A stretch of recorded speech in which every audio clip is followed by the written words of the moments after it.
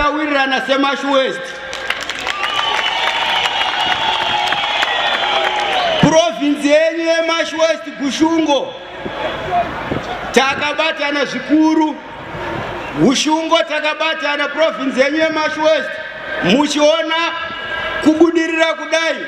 Gushungo tinoshanda zvakanaka.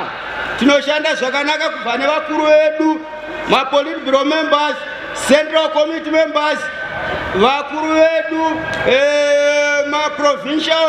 provincial leadership, women's league, men wing. Gushungo takabatana zvikuru, ndokusaka muri kuona pano maresults ari kuoneka.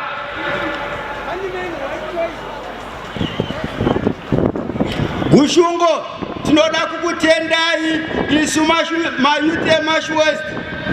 Tikasataura izvozvo tinenge tisina kukwanisa Gushungo. Tinokutendai neempowerment yamuri kuita munyika yose. Mayuth achinja, zvinhu zviri kugadzirika, zviri kunaka. Tine hope Gushungo. Takatarisa imimi tiri kuona zvinhu zvedu zviri kunaka Gushungo. Tine hope.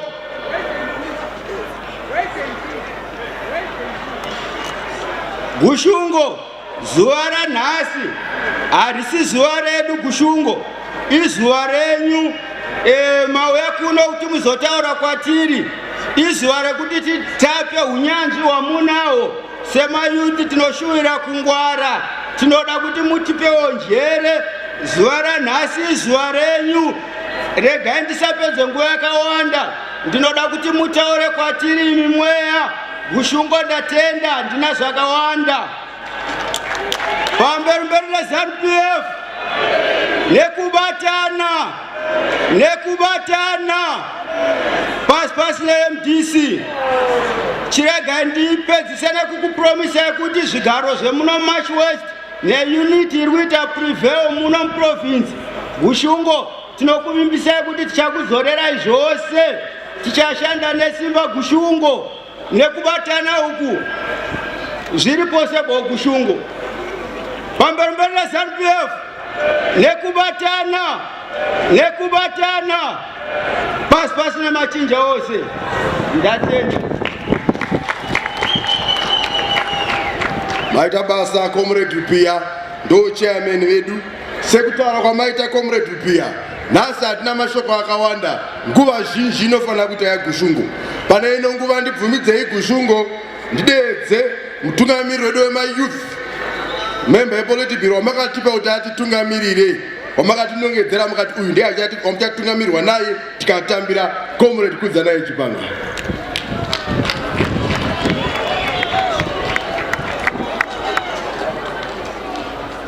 Pamberi naVaMugabe, pamberi naDr. Grace Mugabe, pamberi neZANU-PF, Marsh West hoye, pasi neMDC, pasi nefactionalism. Vatambotaura kuti garai pasi waya. Hatingarambi tichidzokorora kuti mukumbirwe kuti mugare pasi.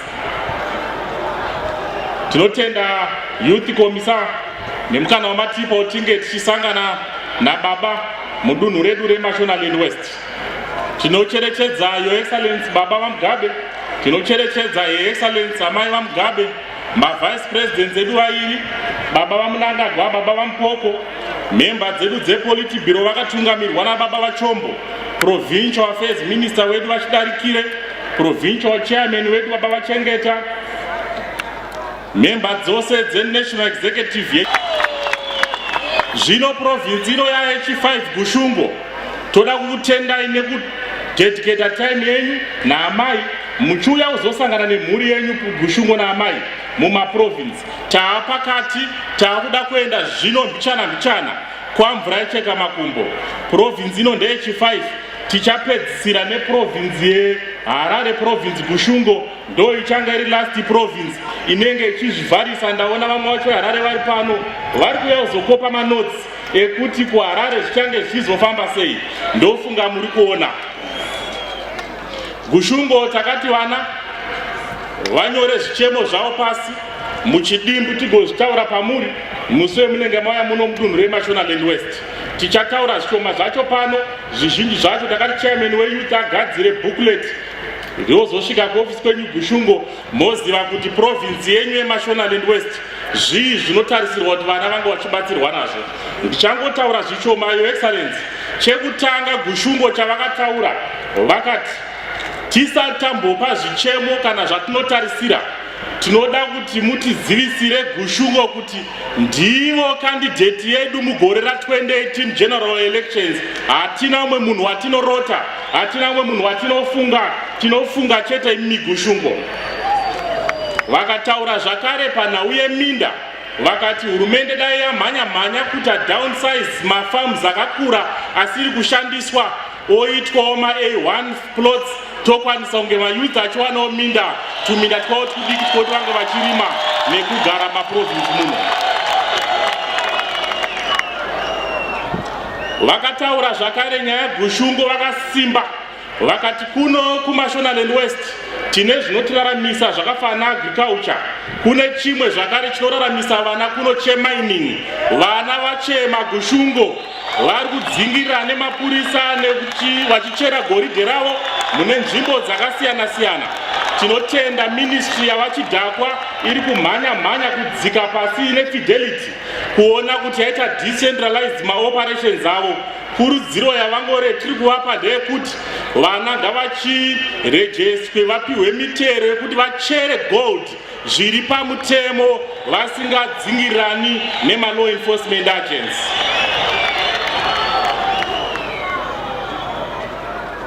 Vakachema zvakare Gushungo vakati tinotenda hurumende nababa vaMugabe kuno kuMashonaland West tine university, vari kudawo college, polytechnic college, vari kudawo college inotraina maticha muno mudunhu reMashonaland West province. Vari kutawo zvakare ma-vocational training centers dai atutsirwawo zvikuru kumaruva. Ndofunga manzwa provincial affairs minister wacho vachitaura zvakare nezvazvo zvema-vocational training centers. Vari kuti zvakare makambani ehurumende anodaidzwa kuti maparastatals ngaashande achidzika mumadistricts munogara vanhu. Vari kucherechedza zvikuitwa neGrain Marketing Board inotungamirirwa naminista Vamade, iri kudzika ichindoita stations ayo mumawadzi.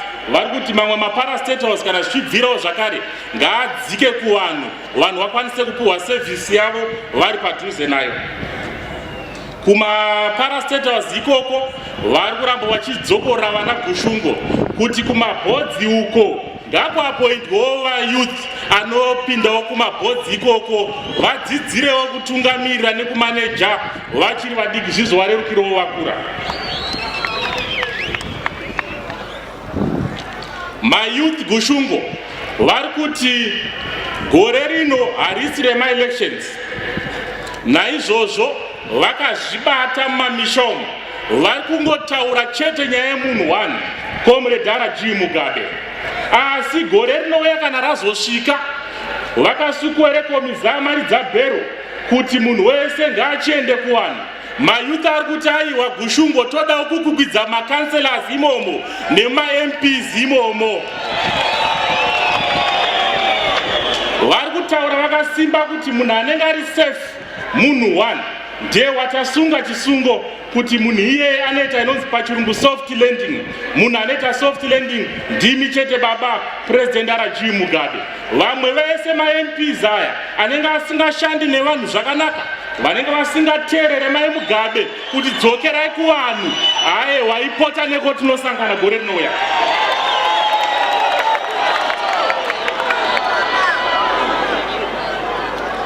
Mayouth akanyora zvakare kuti social media ngaitibatsire kusimbisa musangano kwete kuputsa musangano. Asi manheru amai ndaona zvimwe zvimavidhio zviri kufamba mumasocial media. Tinomboti mayouth ndo vari kuita musikanzwa kuabhusa social media, asi ndiri kuona vanhu vakuru vapindawo zvakare. Ndakaona chividhio chiri kutenderana vamatema danda vachitaura zvisakarurama kutambisawo futi social media ikoko. Hongu hasisiri member yeZANU-PF, asi tinoti kurota uchitonga hakurambidzwe, asi kufamba uchirotomoka ndo kwakashata amai.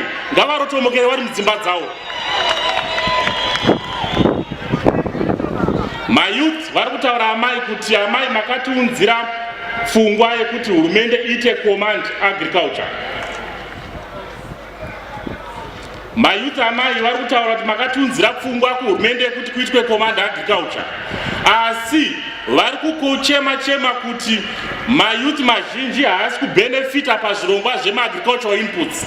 Naizvozvo dai paitawo chirongwa chinomirira mayouth chete chekuti vakwanise kunge vachipiwa mbeu nemafertilizer zvakamirira vechidika amai.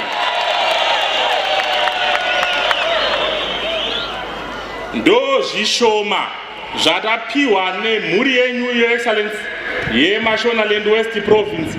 Tinotarisira kuti mazuva ano mashoma ari kuteera youth chairman otigadzira document rakanaka retinoendesa kuna Gushungo vonyasondozvirava vakagara pasi, so that zvozenge zvichibatsirikana nekufamba kunenge kuchitanguva. Your Excellency, zvandakutaura izvi hazvisiri zveMashonaland West, zvazveduwo izvi zveNational Executive yeYouth League. Your Excellency, tiri kufara nekubudirira kuri kuita mitambo yemapresidential interface, asi toda kuti zviende on record kuti mapresidential youth interface aya pasina zita rababa namai Mugabe haabudiririba. Pfungwa yekuti tiuye kuvanhu tichisangana nemayouth edu, Your Excellency, ipfungwa yatakakopera kuna mai Mugabe. Mai Mugabe ndo vakatanga nekufamba vachienda kundosangana nevanhu kubva gore 2014, 2015, 2016 nanhasi 2017 vari kufamba vachindosangana nevanhu. So isusu takawirirana neYouth League Executive kuti aiwa ngatitedzei tsoka dzaamai vedu tichitsigira zvakare Gushungoti isusu seYouth League. National Executive, simukai quickly. Youth League irapa iyi, Youth League irapa iyi, makomrade simudzai zvibhakera vanhu vanyatsokuonei. Haina mwe munhu anoti Youth League ndeyangu. Ine varidzi vayo vaviri Youth League yeZANU PF, ndibaba namai Mugabe, ndimi varidzi vevana ava. Taramba mwe munhu anofungidzira kuti youth ndeyangu, youth ndichazodai, youth ndichazodai, kwete. Kana uine zvaunofunga kuti unoda kuinfluenza Youth League, don't waste your time uchiuya kwatiri youth. Isu tiri vana mai, enda kuna mai Mugabe avo undovainfluenza, ndo vanozotaura kuti vanangu takufamba takadai. Nekuti isu mafambi edu seYouth League patsika gumbo ramai ndo panotsika revana. Tinofamba takaberekwa kumusana kwamai Mugabe. So ndiye muridzi weproperty irapa iyi, ndiye muridzi weYouth League. Garai pasi makombedzi. So amai tiri kutedzera zvamakataura kuti vana musangogare muHarare vana Chipanga, potai mune executive yenyu muchienda kuvanhu. Tiri kuuya kundosangana nemayouth, totenda zvakare nekutsigira kwamuri kuita nababa muchiuya kuzosanganawo nemayouth edu. Hatina zvetinogona kutaura nemayouth isusu amai, tinotovadedzera baba votaura navo, nemamai motaura nemhuri yenyu. Tinokumbira zvakare amai, takanzwa muchitaura zvakanaka chaizvo muchitaura nyaya yemaprojects kuitira Women's League. Mayouth tiri kuti amai, isu hatina kwatinogona kuwana zvinhu zvekuita zvemaprojects.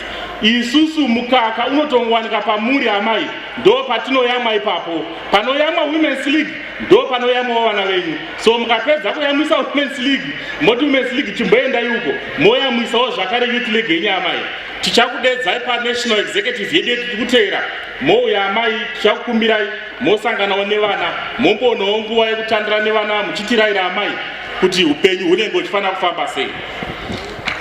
Kumaprojects iko kwa amai tiri kusimbisawo zvakare nyaya yesport. Takataura naminista waKosi Mhlongwane kuti vazotibatsire nesport. Ndaona Zifa chairman vachiyango vari pano.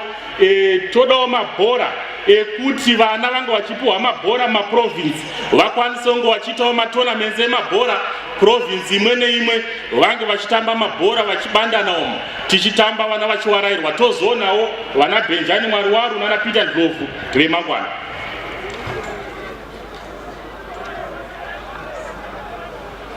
Takaenda musangano weWomen's League musi weThursday. takadzidza amai kurongeka kwanga kwakaita musangano Women's League, takakopa manotes kubva pamusangano Women's League. Tanga tichiti kuna mai undenge musuno manheru weThursday papera, ndikati mai undenge ndozoya munipawo kuti manotes ekuti misangano wenyu wanga wachifamba sei, manhingikina maprogramu enyu yanga yakamira sei. Takadzidza amai, musangano Women's League unokipa time. Isu mayuthi tine problem yekusakipa time, tine ndo zvimwe zvatakaona izvo, saka tichauya tichikopawo manotes kuti tofambisa sei musangano. Makasimbisa amai nyaya yekuti no big no to factionalism. Isu seYouth League tiri kuti zvamakataura amai zvekuti hatitarisire factionalism kumadzimai, isu kuYouth hatitodi futi kunzwa even F wacho wekuda kutanga zita rekuti factionalism, pasine factionalism. Makataura amai mukati baba pamunoenda zona mukana mada zvenyu apo indai munhu wamunozoda kuti anga achizosimudzira basa. Isu seYouth League amai pamatotsika ipapo ndo patinondotsikawo ipapo. Itaura matotaura on behalf of the Women's League and on behalf of the Youth League. So hakuna kumwe kwatinoenda amai, pamuri ipapo ndipo patiri ipapo mwene wazvo.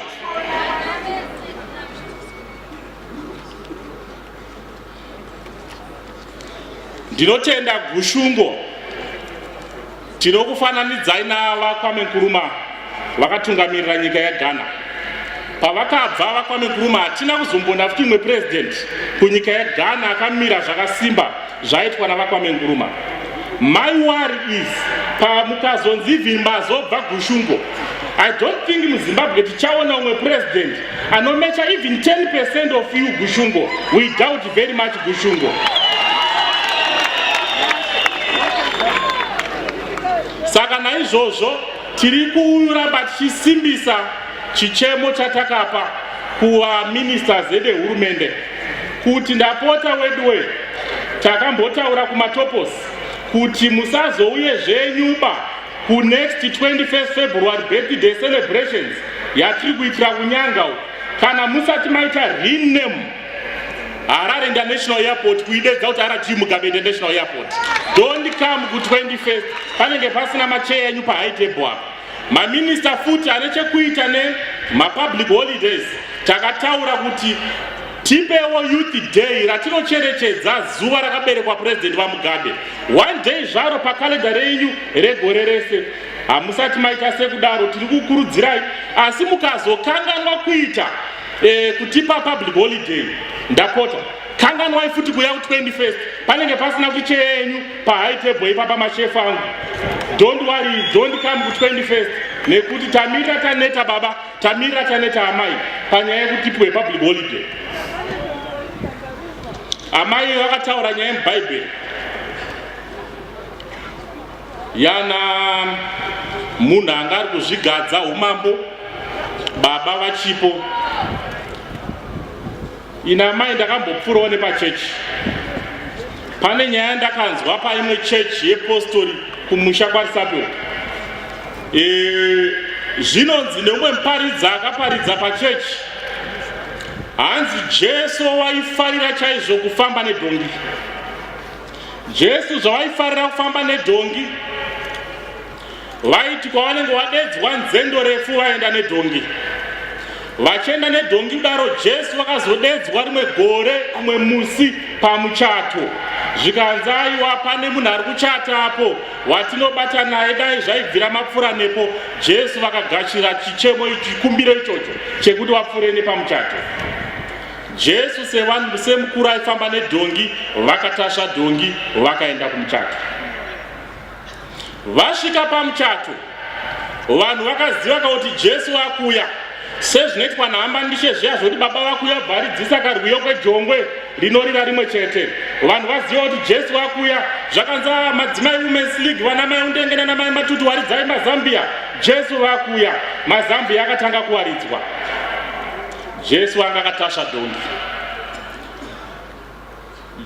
Pavachipinda dhongi ranga rakatasvwa naJesu, maZambia awaridzwa.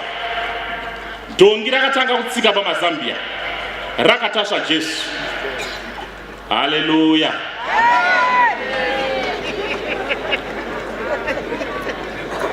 Paifamba dhongi rakatasva Jesu, dhongi rakatasvwa naJesu. Kuchechi kwacho ndakaenda usiku kasaka ndandaona kubatwa nehupo. Dhongi rakatanga kufara richiona vanhu vachirwaridza mazambia. Dhongi ndokutanga kuti aishi ingatasvika kunyika ine vanhu vakanaka vanondiwaridzira mazambia ndichisvika. Dhongi rakatanga kutsika mazambia richinzaiwa uyai titambire vahenzi mauya. Munokaziva kamadzimai weWomen's League, vanhu vachivhura road mazambia achiwaridzwa, dhongi richitsika, Jesu wari pamusoro. Vakandosvika maitirwa mutambo zvikanzi aiwa ngaripinde haro mumba, ngaribva ragara apa.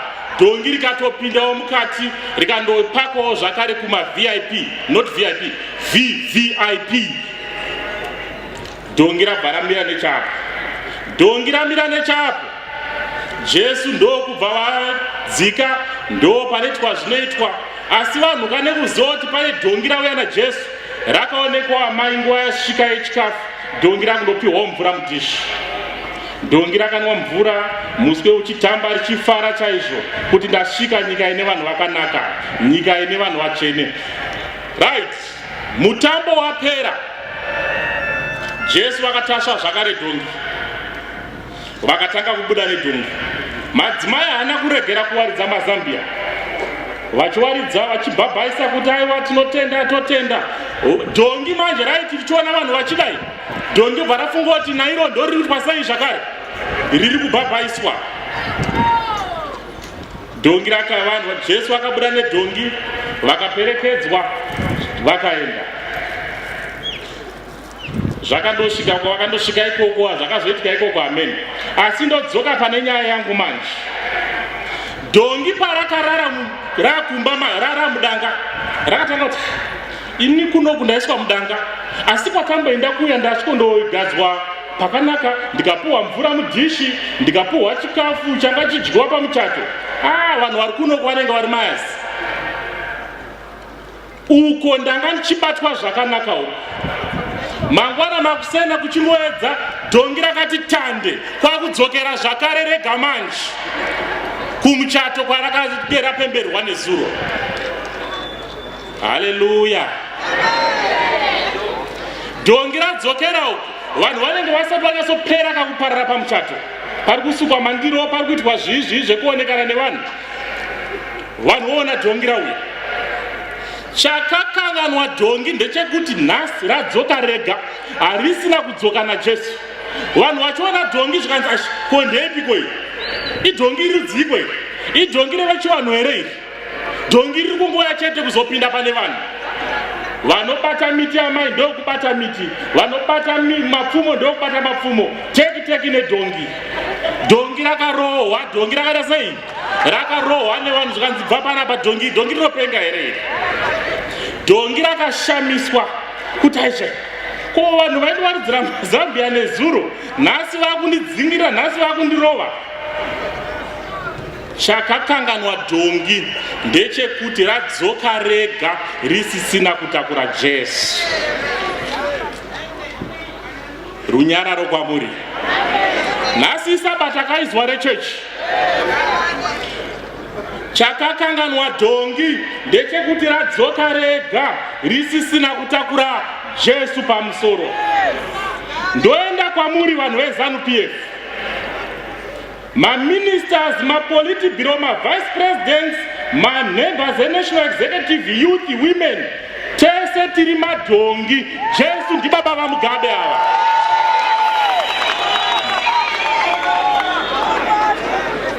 Ndapota musazoite mistake yekuda kuwaridzirwa mazambia pemunenge musina kutakura Jesu.